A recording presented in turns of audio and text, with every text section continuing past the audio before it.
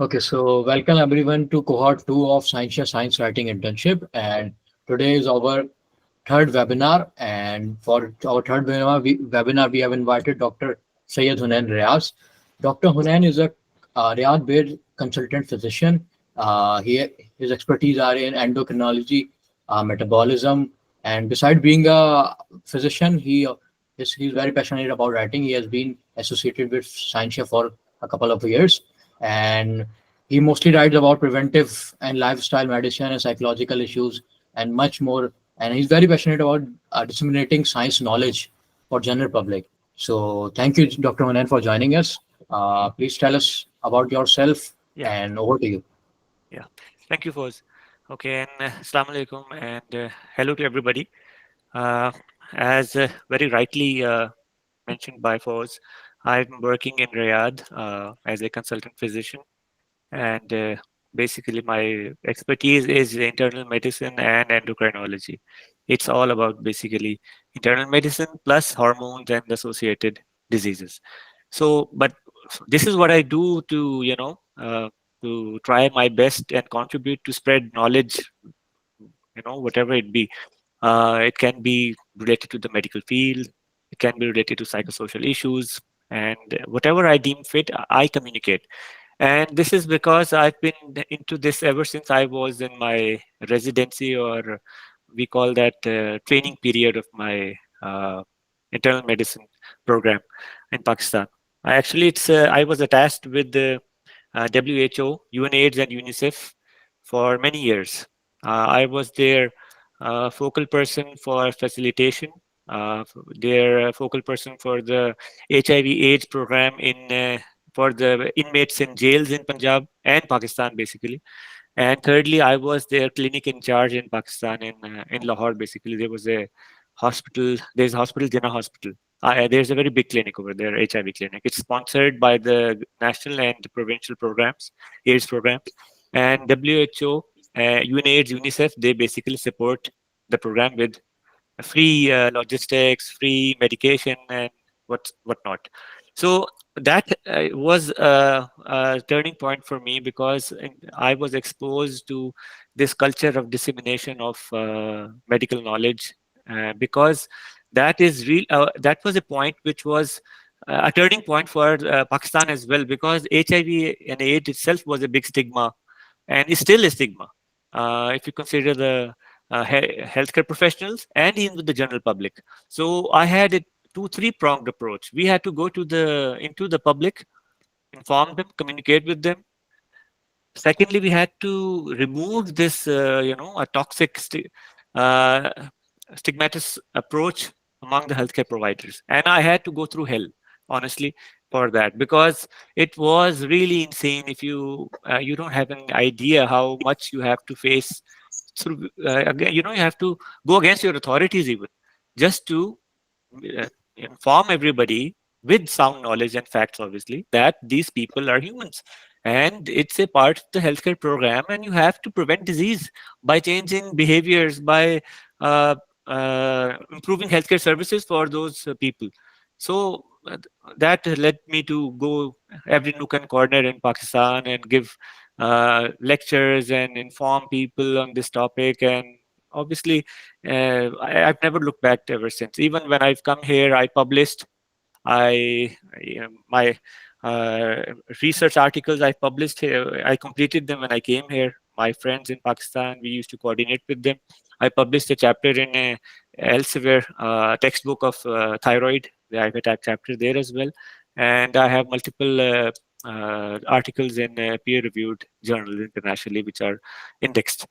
So, coming to the communicating healthcare sciences issue, this is just, I won't make it dry, because this is something which is just basics, basics, whether you are from the medical field or whether you're not.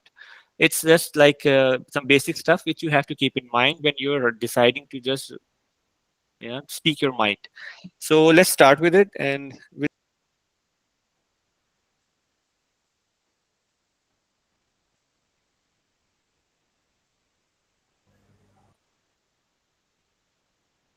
Okay, the screen needs to be shared. Screen, sorry, see, not visible.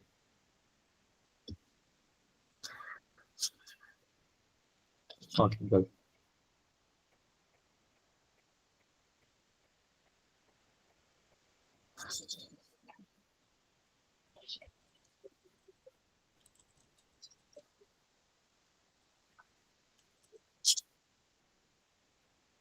Your mic is mute, I guess, doctor.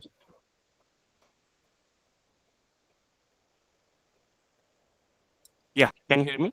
You have to start from the beginning. Now your mic was mute suddenly, I guess. Yeah. Can you hear me now? Yes, but now the presentation is not No visible. problem. I'll get into it. Okay, okay, fine. Right.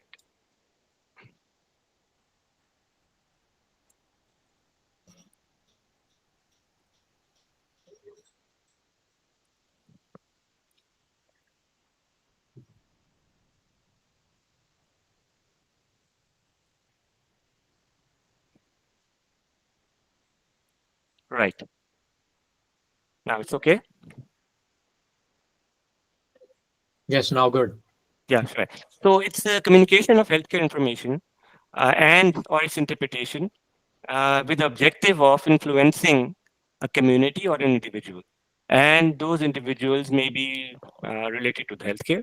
It may be related to people in the decision-making positions, like in governmental or health policy makers. So it's basically giving out health information, and it should be scientific, obviously. Uh, so how do you communicate? Uh, just as a brainstorm, we can communicate by a lot of ways. One of them is how we are talking to each other right now. Secondly, it's online, and you can communicate through print media, newspapers. You can communicate through journals. Even it may need not be the journals where you publish original research articles. It can be your local college journal or your school journal because information just needs a medium, So, uh, like I mentioned, it can be verbal, it can be lectures, seminars, TV, radio, podcasts, and in written, we can have all sorts of stuff, ranging from news websites to scientific journals, out of which, like Scientia is one, and you can have online blogs as well. If you have something to say, there's a topic which you are expert in and you have interest in, you can make your own blog, and it's free these days. You can just put up a website and keep on churning out articles regarding whatever you like. So there is no limit to it when you if you just want to do something. So now coming to who's the audience. Audience can be a whole host of people, different types of people from different strata of the society. They can be obviously healthcare professionals, they can be nurses, doctors, they can be people who make policies, uh, they can be the general public, the common folk, people from other professions like engineers, bankers, you name it. So it can be anybody. It's not exclusive to people from the healthcare sector. So uh, this is what I want to impart here to to this seminar. So the healthcare sciences, people related to the healthcare sciences, or science sensitized folk. Who are these people? For example, if you just look up the Scientia Pakistan website, you find a whole host of articles. You find articles related to geography, astronomy, cosmology, health, preventive, treatment, medicine, everything. So, and not obviously, you don't have only one profession looking at Scientia Pakistan. You have whole host of people from belonging to different professions, right? So, uh, these people who are going to this website mostly have some idea of science, right? Even if they belong to non-scientific professions or arts, for example, but still they have an idea. It's a global world right now. It's connected. You have the internet. People are aware of science, and they know a lot of things now through the internet. So these are the people who are coming to the website. And when you exclude these, then you have all the rest. The common person who needs information, but probably he doesn't know the science aspect of it. So communicating to these people is the heart of it. And you have to be really precise, and you have to be simple in communicating with these kinds of people. Like I mentioned, when I went into the HIV program, and this is what I had to face, because people really don't understand stuff beyond their own, scope of thinking, and especially if it goes a little wayward, to their own biases and all. So that becomes really difficult then. So, uh, talking about what to write, for example, I'll just mention, if you, I think all of you might be reading online newspapers. You've got a lot of these Pakistani English and Urdu newspapers and of other languages as well, where you go there and you find a section where there is information related to health, right? Uh, Health, it can be people, you've got teenagers writing over there, you've got professionals, you've got policymakers writing about health. So that is, for example, that's the news, the print media, which is online. So in that case, for example, if you're writing about influenza, a common person is writing about influenza in that case. If you're writing for a newspaper, for example, online, what you have to make sure is you don't have to, work it up a lot. It's about what the thing is, how, what it's, what what's it caused by, what are the symptoms, what are the signs, how do you prevent it, and your own 10 cents about this. What do you think about it? So it's just the basic stuff. You don't need to go referencing, you don't need to go beating about the bush about stuff and getting flustered just to make something look really scientific. Yes, you need to have facts. You can quote over there, and but it needs to be really palatable, which I will go through in the next slides. The information should be simple. It should be precise. It should be, understandable by the common person. Even now, I'll give you an example. If I talk about the medical field, you've got all these online journals now, like New England Journal of Medicine. You've got the Lancet. These are really famous indexed journals, and these are, if you, prestigious platforms. Even if you look at them, they are resorting to simplicity, because the simpler the message, the more reach it will have. If you make things complex just to make it look, hi-fi, the the downside is it might garner some, some people might raise eyebrows. Oh, he look at the vocabulary this guy has used, look at the scientific jargon that person has used, but eventually it doesn't reach out to a lot of people. We don't want that. If you have a message to give out, you have to make it simple and according to the platform you are writing for. Now let's go into the details. Okay. So if you look at if you just recall what I just mentioned a few minutes ago, if I'll give you an example of Scientia now. Scientia is like, it has people writing for it from all over the world right now. And you've got really professional people, really expert people who are contributing to this magazine. So, for example, when I write for it, when I write an article, I've been writing for it for the last 4 years almost.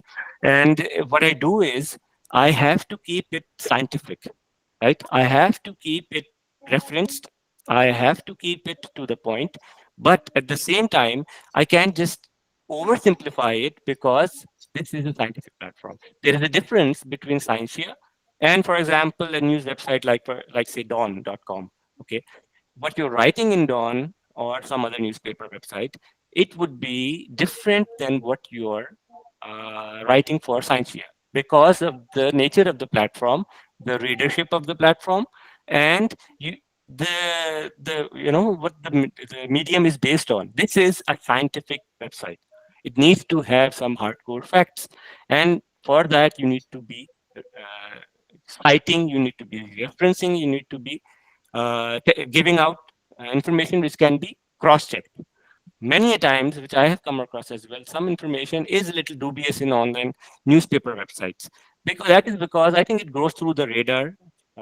It goes past the the editors, because they're not that worried, because those are not scientific websites. But for the scientific websites, the editors are also, they have a lot to do. They have a lot to cover in terms of making sure something is really scientific, but at the same time, obviously, it's not a original research article, right?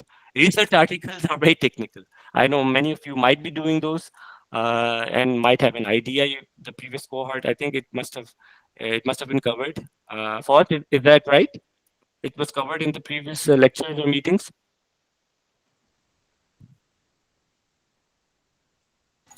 Yes, it has been Okay. covered previously. Right. Okay. So when you talk about science here, you need to be really scientific. You need to be referencing. You need to be citing stuff, and um, but the main crux of the data. For example, I'll give you an example. If you talk about the hazard, for example, the hazards of microwaves on human health. Okay, microwaves radiation.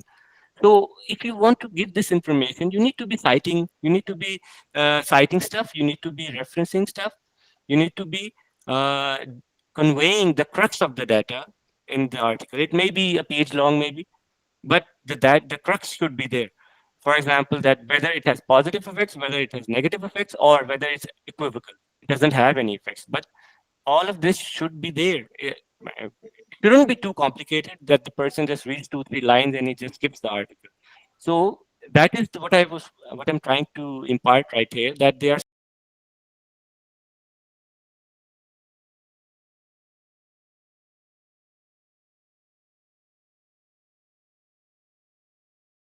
then you've got these college magazines, and then you go up a little bit, then you've got scientific websites like Scientia. Then you go another step up, where you go to these websites where or journals where you publish research work. The research work can be randomized controlled trials, they can be case reports, they can be letters to the editors.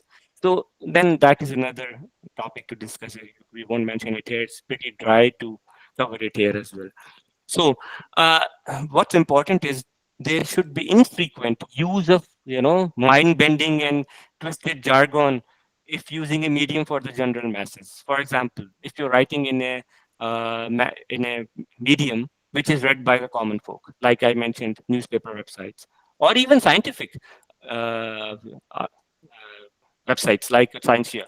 What happens is, if you keep on mentioning too much scientific or health-related scientific jargon, people will get distracted.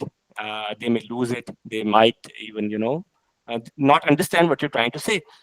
Uh, Stuff like odds ratios, hazards ratios. Uh, then you've got the confidence intervals, the alpha error, the beta error, everything related to statistics and all. If you just if you start mentioning all of that just to make it more scientific, you might end up uh, losing the credibility of the article, because that's not what this medium is supposed to be, right? So you have to be using simple vocabulary. There's a rule here. The simpler, the better.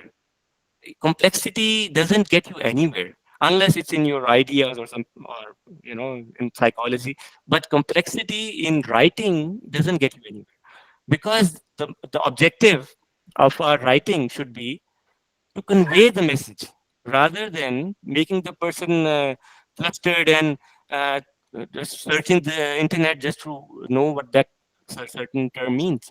So that's something which is very important. Otherwise, I think people do that because I know they're big researchers and all, really published people, but they end up making things really complicated for others. Now, local, regional, and global reach. I'll give you an example. I've been writing for other websites as well, online health forums, for in Pakistan.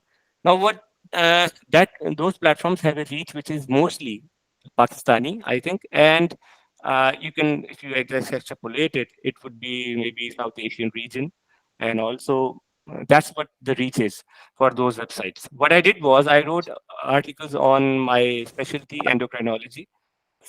There was an article called short stature, right? It was related to short stature, the causes of short stature in children, and how to suspect and what to do when someone is diagnosed with short stature.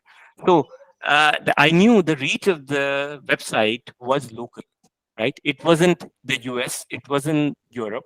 So the title I chose was uh, short stature, parenthesis, मैं इतना छोटा क्यों रह गया?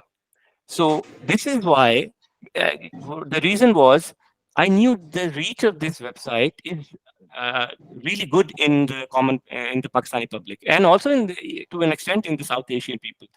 So this is what I did, and it was read by a lot of people. And this is a very complicated issue to be addressed to people, because you have to end up going to an endocrinologist to know what this is, and people get really touchy about this because it's a matter of height for their children and all. So this is what I did, and they ended up searching it with this, and it enticed them to read this. For example, if I was addressing an audience which is global, right, an audience which I know has a lot of reach internationally, what would I do there? I wouldn't mention the title like this. And in between, I wouldn't mention clauses or words which are in Roman Urdu, because that's not my reach. So I hope this point gets through. You need to know where you're writing. You need to know who you're addressing to. You need to know what the reach is for that article, for that magazine or whatsoever, right? So this is an important thing which people really skip a lot, I guess, and people are at sea when they're it comes to citing. And I've seen, because in my profession, this is of vital importance. If you don't cite, you don't get accepted. Your papers don't get published, because citing is really important. You have to quote whatever you're writing, which is a new fact. I'll tell you where to cite and where not to cite. Whenever you're writing, mentioning something which is new, right? It is not an accepted fact, or it just came out in articles which were published recently, and or it's a new thing. For example, it came out 2 3 years ago. They found out COVID-19 does this and does that.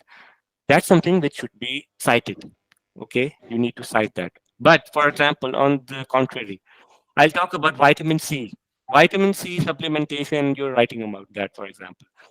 Vitamin C is a known antioxidant. Okay. Vitamin C, everybody knows what it does. It basically counters the free radicals in the body, prevents inflammation. It helps you with recovering from infections. But if you just start citing that vitamin C is an antioxidant, and you cite this will become really awkward, because people really know it's a fact, and it's a fact which cannot be denied. It is all over. It's in textbooks, it's in magazines, it's in journals. So you don't cite this, right? So you cite what? That vitamin C has recently been shown to reduce the recovery time from COVID-19, for example. I'm just giving you an example. So this came out in probably some journal which was published 6 months ago. You just cite that. Okay. And so this is just some simple stuff, that facts are not to be cited, and new stuff which is not considered as an accepted thing in the scientific community, that should be cited. Now, as compared, and now coming to hyperlinks, you might notice that news websites, especially nowadays, even scientific websites, they are using hyperlinks. That's really really nice. For example, if you are quoting someone, if you're quoting a article published in some other website, for example, some news website, you just highlight the stuff and it becomes blue and all, and you just click it and you go to that particular website which had the article. So rather than just numbering the number of references, they just mention it clearly that, okay, we were talking about this article and this article has this hyperlink. If you want to read it, if you want to go to it, just go to it. So this is what's happening now. So it's a really big help for authors, because you just hyperlink stuff and you go on. This mostly happens in mediums which are for the common people, like newspaper websites, right? So now the citation which is overdone, which is underdone, it affects the quality and the readership of the article. Because if you're oversighting stuff for a scientific magazine which is not health related, like Scientia, for example, and you're oversighting stuff, then it becomes really complicated. Honestly, it becomes cluttered. It looks very busy. Aren't you busy? And it's like you're trying to show that you know a lot and you want to reference everything in a hurry, but that's not how it should be. Cite the stuff which is new, which is not accepted already. Okay, now citation software. I personally use EndNote. I don't know if you people have any experience of these softwares. These are really helpful. And just like AI, which is creating a revolution in uh, writing, these software are a revolution. They've been around for years now. I use EndNote. It integrates into Microsoft Word. Okay, and what happens is, I don't know if you can see it, but on the top tab, I've got this EndNote X8. Now, what it does is it makes a huge library of my references, which I search through the search engines in this, and it saves it into the library. Now, whenever I want to cite something, I open this tab, I search stuff, it automatically cites it. And for example, if I want to remove a citation, for example, I'll just remove something, it will automatically readjust the sequence of references. So this is just really, really, really helpful. And I found it really facilitative in writing original research articles, because we used to give a lot of references because those are original research articles. So like 20, 30 references and use this, and it's just piece of cake. So that's something else, and this requires a separate session to just go through what this is. But once you get used to this, it's referencing and citation is just a piece of cake. You won't ever feel bothered doing this again. So I don't know if you people go into research, many of you, just remember, whether it is healthcare related or whether it's some other profession, these software, they help a lot. Okay. Okay. Now some tips and tricks. Now, the tips and tricks, it's basically just to, polish the stuff you're doing, because whatever you've written, the health information you've gathered from the internet, from books or journals, what makes it readable, what makes it look professional? Use of abbreviations. Now, for example, health related information has a lot of abbreviation, I tell you, because we've got, we can make whole sentences with abbreviations and you won't even know what we're talking about. But there are certain standardized abbreviations, and you can't go beyond that. All right. So if you're making something up, then that doesn't add to the credibility of your article. For example, WHO, and WHO is the World Health Organization, and it's not written as in uncapped. It's not written in small letters. It's written in capitals, and it's written as WHO. You have to be consistent with that. And for example, if you're mentioning at the start of an article, you're just mentioning something which has a standardized abbreviation, but what you have to do is, what's the professional way is, you just mention the whole sequence of words, and the brackets in the parenthesis mention the abbreviation, right? So next, when you follow that up and you mention that those sequence of words or of a name or something later on, you can use the abbreviation, because in the start you already mentioned that this means this, right? And during the course of the article, you'll enter the abbreviation every time, and it'll look really professional. It'll look consistent. So this is how you do it. Whenever you come across an abbreviation, a word which is abbreviated in the start, just mention in the brackets, this is what it means. And when you carry on and finish the article, just make sure that you use the abbreviation, because you've already mentioned the full form in the start, right? So this is for your ease as well. Okay, now this is the tip for your thesis, for your health related or non-health related even, and also for when you're writing introduction in research articles as well. That is, whenever you're writing an introduction to a research article or a piece for a scientific website, always try to include the local, the regional, and the international data for correlation and the context of the problem. I'll give you an example. It's not necessary for you to be a doctor or someone from the health field, health profession. It's something which is basic. You're talking about polio, for example. You're talking about polio vaccine awareness in Pakistan, in a particular province of Pakistan, for example. Okay, so you want to give an idea of what the awareness is in Pakistan. So you will just mention um, the local data, if there is any, without going into too much detail. Data like so many people, so many children took vaccines for polio in this year, okay, and these many people refused due to so and so reasons. Then you go to the regional data. Regional, which region is Pakistan in? It's in South Asia, right? So you've got Pakistan, you've got India, you've got Bhutan, you've got Sri Lanka, Bangladesh. go to the search for their data, how they're doing this. Okay, now compare it to the international global data. Global data would be the North American, the South American, the European. Choose one or two, whatever you want. It's not necessary to, pick up everything, but the crux of this point is that you have to compare and correlate. Whenever you're citing some health information, health, related to a disease, related to a health, psychosocial issue, right? So you just need to compare and correlate. Keep this in mind. And obviously, like facts, science is all about facts. I don't need to tell you that.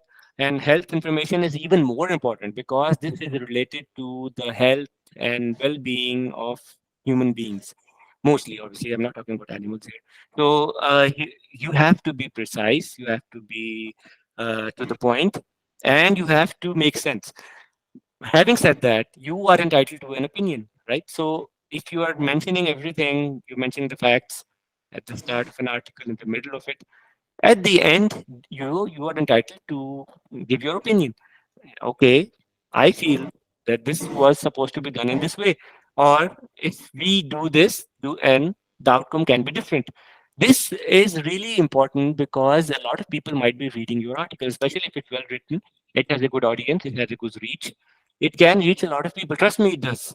Many many people read a lot of stuff, and the more they read, the more learned they get, and things do influence people, especially when they are policymakers, right?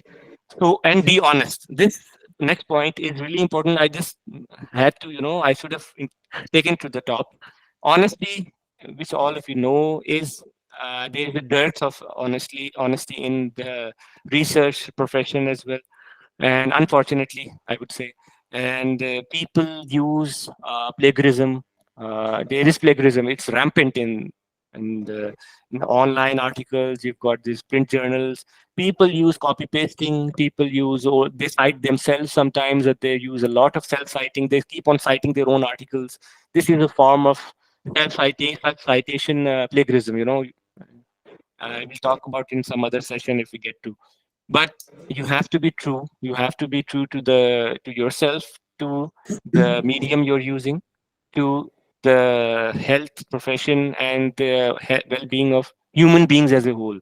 Because if you're copy pasting stuff, and you copying the intellectual work of someone, firstly, secondly, you might end up doing a lot of errors, because if you don't know the topic, you haven't researched it well, you'll end up taking out, dishing out stuff which doesn't make sense, and it might lead to wrong decisions on part of the individual community. So please, do whatever you want to do it yourself, because honestly, there is nobody's an expert. No, I'm not an expert. The other people who write for magazines and all, they're not. We're just learning and learning. You just learn every day. We are lucky enough that we have the internet right now, and we can get access to every health information you could ever imagine. You can get stuff from 100 years ago, and even the common man can get it. So, right? So at the end, this is something which I would say, in the current world, this is getting lesser and lesser. That you have to read. Okay, read wherever you can, whenever you can, followed by write. Because the more you read, the more stuff gets into your thinking and analytical brain of yours, and the more information you have to spontaneously put it out on the paper or on the keyboard, obviously online. So you can't write unless you have some data bank up there, right? You have to be loaded with information. You can search it up, you can read books, whatever excites you, just start reading. What I do in my clinic, it's not to boast or anything. Everybody does this. I just open my healthcare reference websites. Secondly, I open the certain news website. I use that for everyday current affairs, but they have this healthcare stuff as well. So I read that as well, because I need to know how people are going about it, and if there is something which I can still learn further, I'll learn.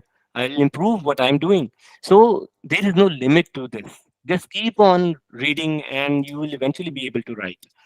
So uh, what many people tell me is that, why are you spending time on communicating So health science is when everybody has access to the internet. I mean, if everybody's doing it, doesn't mean that you don't have to do it. This is something which is uh, it's I think every healthcare professional, especially he or she should be doing this, even if you're not related to the profession. If you know something, if you find something is intriguing, go ahead, write about it, talk about it. If you have a platform, go about it, because honestly, the world needs good scientific health related information. You've already seen what happened during COVID-19. Uh, every Tom, Dick, and Harry was writing stuff. Everybody, but that was something which I would not really appreciate. If you don't have a proper research into the stuff and you start writing about it, then you would end up misguiding, which actually happened in COVID-19. And this is just an example, one example. This is going on every day, and in being a physician, I see that every day in my clinic, almost every day. People who get access to wrong information, they end up taking wrong decisions for their health and their loved ones, and they suffer. So please, you can contribute to this noble cause. You can eventually influence people to make good health decisions by communicating health science data, because honestly it can be done at every level, in different levels. You don't need to be a professor in this to write about this. Do whatever you want to do, but do it the right way. Keep it simple. Read, and read and then write, and eventually you will be an expert in this, and you will eventually start educating others, informing or imparting the same information to others by policy, after polishing it, obviously. So I think this is all, and this image I included because uh, this is a change which we can all make, right? Uh, this is related to health of people, of human beings on this earth, and if we all contribute to it, I think we can definitely make a change. And this is one of the most important things. Trust me. If you know something related to this field, you can write about it. Do go ahead. Okay. Right. So I think this sums it up. And pause. Yeah, thank you for being so simple and vivid and be specifically more effective. And since you talk about making a difference, if you know something, being responsible about it for other people as well, it really, I totally agree with that. And I guess everyone does. But actually, there are very few people who emphasize this thing. What I have seen, there are professionals who know the stuff, but they are what you could say they're restricted with their knowledge. They're not happy about spreading and talking about it and open about it. The what we call it open science Yeah, mostly. definitely. Definitely. Okay, let's go for questions. Yeah, please. Now we can have 10 minutes for questions. I Yeah. would really appreciate you can raise hand and you can put it in the chat box, or you could ask.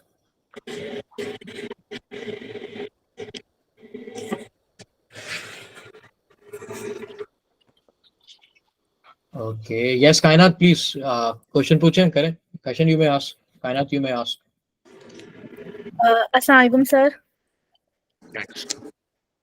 Sir, in your opinion, what are the most critical current global health challenges जिस पे हमें बात करनी चाहिए? Because if we not prepare about the challenges, how can we suffer with them like we are struggling with them? So, what are the challenges we should be prepared for them? Right. A very pertinent question, and it's a logical question. Okay. So the current challenges, if you ask me, the number one challenge right now is access to everyone. Health should be accessible to everybody. The same facilities should be accessible to the rich, the poor, the middle classes, to a doctor, a sweeper, be it whatever the person, whatever strata the person belongs to. Everybody should have access, equitable access to healthcare. This is the number one challenge in the world right now. And you see the importance when you go to, for example, sub-Saharan Africa. They had the biggest issue of what? Clean basic facilities. What? Clean water. They didn't have it. Sanitation. They didn't have it. Uh, Shelters, they didn't have it. Food, they didn't have it. What happened was then you've got famine. Then famine breaks out. And this is what is happening, unfortunately, in the global war right now. in the Middle East. This is what's happening. You see, this is the biggest challenge. You've got displaced people, you've got people who are underprivileged. And those people, when they are deprived of health, basic health facilities, then believe you me, everything sets in. You've got infectious diseases then. You've got diseases like influenza can kill people, honestly. Influenza is, which we consider as a simple flu. It can kill people. It can cause pneumonias and can kill. And this is what's happening when in the war-torn areas. So basic access to facilities and sanitation, water, food. This is the basic right for every human being. This is the number one challenge in the world right now. And secondly, is whenever you have this issue, then you've got other diseases as well. So I think we have to tackle the root, which is equal access to everybody. So, sir, as a scientific communicator, what are the approaches we should apply on our writing to convey our message more effectively and ensure the understanding? Right. Okay. Another good question. I think you have to be, like I mentioned, you have to be simple. These topics, unfortunately, because I belong to this profession, I know people are just, we are too complicated in what we're telling our patients, we are telling the masses. And you have people who are good communicators, good orators. They're coming on podcast and all, but those are few people. But they have every doctor or every healthcare professional or even others, they should come up. They should take the message, they should make it simple. What is simple? Everybody knows clean water is needed to survive, right? You need clean water to survive. You need you need sanitation to live. Otherwise, I mean, it goes against basic human, sanity, and it's against the human rights. So you can start with this, you can build upon this. That, for example, if you're talking about equitable healthcare, you'll talk about access, why it's important, because water is life, right? And clean water prevents, I think, every infectious disease you can think of. So rather than going and treating people with antibiotics, we are better off at the same time informing people, okay, if your source of water is not fine, which shouldn't be, it should be fine, you can boil the water. You can drink it after boiling it, right? You can boil milk before, if you can't get pasteurized milk, if you're getting it from the milk seller on the corner of the street, do boil it, because if you don't boil, what happens? You've got brucellosis. It's a disease which infects every organ of the body. For example, I'm just giving an example. So rather than talking about brucella afterwards as an outbreak, why not talk about basic stuff which is understood by everybody? And you can be talking in Urdu, you can talking in any regional language, you can be talking in English, whatever you can. The knowledge, good orators don't have great knowledge, I'll tell you. They have good ways to communicate. That's it. So, okay. Now, Malaika has a question. Even if we give access, still literacy is a main barrier. Definite, yeah. So this is really important, because like I mentioned, when I was managing HIV, I used to go to the prisons in Punjab as well. I went to all of the prisons to examine the patients, and there were legal issues over there as well. I used to manage those, give my opinion about that as well. What happened was, those people, they were mostly illiterates, right? They didn't know how to read or write. So what could have I done? There used to be a psychologist with us. He used to explain it to them in really layman terms what this is. These days everybody knows what a virus is. Uh, and viruses, cause influenza, for COVID-19. Whether you're a doctor or you're a plumber, you know what a virus is. So this is how it started, what it does in the body, right? And trust me, those people really understood the topics, and we used to reinforce them. This is the key point. We used to reinforce them on every visit. They used to come to us at our clinics. Used to have a communicator, a psychologist with us. The person used to reinforce the idea. I used to do that as well, because this is, you see, the number of steps. So as a scientific communicator, what you can do is reinforce. Everybody should be doing it. The more you reinforce, it goes into the passive memory of the people. And eventually, when they end up in that position, they know, oh, मैंने तो पढ़ा था ये. I think I know. So this is how it is. You have to reinforce rather than it being a one-off event. Okay. So next is, there's a long question. If someone is very ambitious in a certain topic, for example, I'm an undergraduate and my final year, I have read a lot of Alzheimer's. Like to communicate regarding, okay, I would like to talk about an emerging hypothesis that is changing. I can especially since no, okay. So that's a really interesting question. And the work you're mentioning for Alzheimer's, yes, this is something really upcoming, and they have got some really new, drugs out recently, and they say which can prevent and treat Alzheimer's. Okay, so I think you don't need to be, scared in this or feel that you might hurt some people. No, this is not how it is. Trust me, there's a lot of fake data, there's a lot of fake information in reputed healthcare journals even. Okay, this is going on, and eventually they get embarrassed and they retract those articles as well. So please don't take this as something, a shadow which you have to live under or in, because it's, you can do your best. You can just dig out the information for Alzheimer's. You can write in Scientia, you can write anywhere else. You can stick to the point, talk about Alzheimer's, what has been done, what it does to the community at large, how is the community affected as a whole when your aging population, they start getting Alzheimer's, and then talk about the newer stuff, and you can give your opinion as well.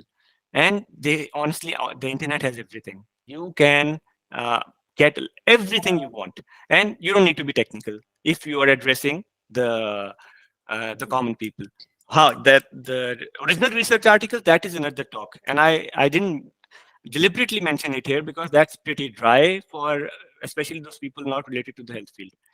Okay, I hope that makes a point. Any other question? Okay, does anyone has any question? Or I guess enough time is also up. Yeah.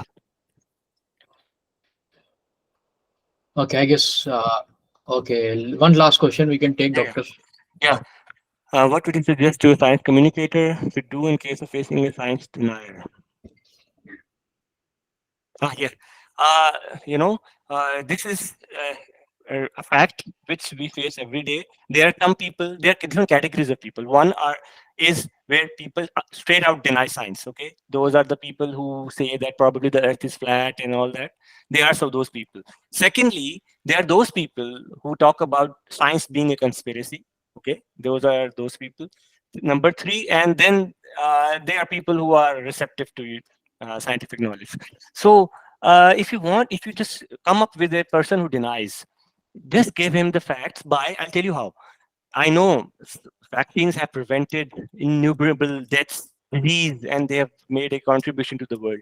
At the same time, there have been certain cases where people, they've developed side effects, and people have gone to the court in different states in the US, and they have won against those companies because of certain additive in a certain batch of vaccine and all, and they develop certain really life changing, life threatening, or even debilitating side effects.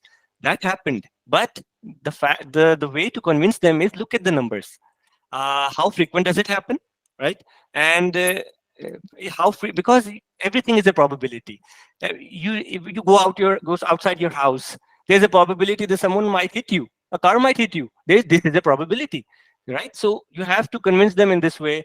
And honestly, if you even there are some people, if you give them every kind of data, they won't still be convinced. But you have to just do your job, because in the end, we all have opinions, and we are entitled to our opinions. If someone is adamant that no, this is wrong, then okay, it's your choice. But my job is to tell you the facts on both sides. Okay, what you're saying, this is what happened. Yes, there were side effects.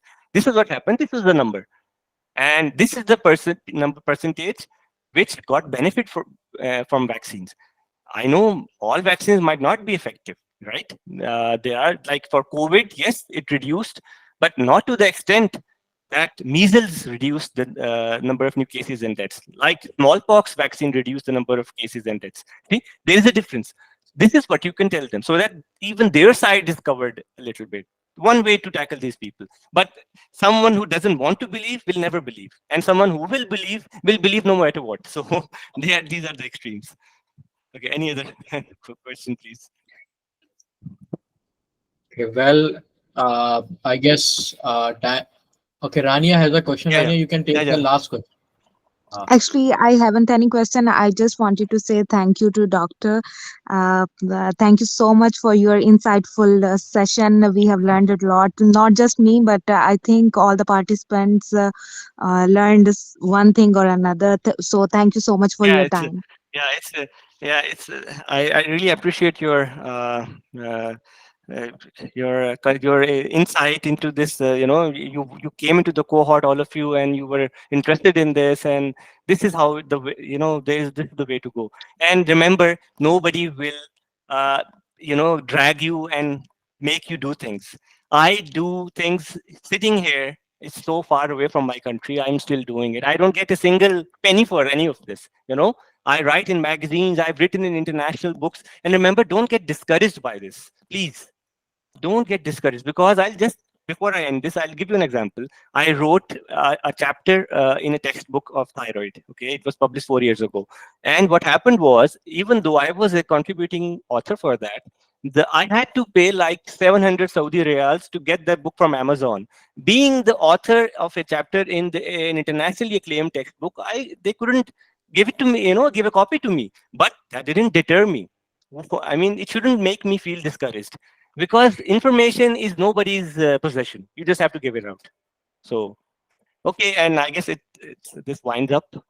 And thank you, Foz, for moderating, and really good, sensible group of people you've got here.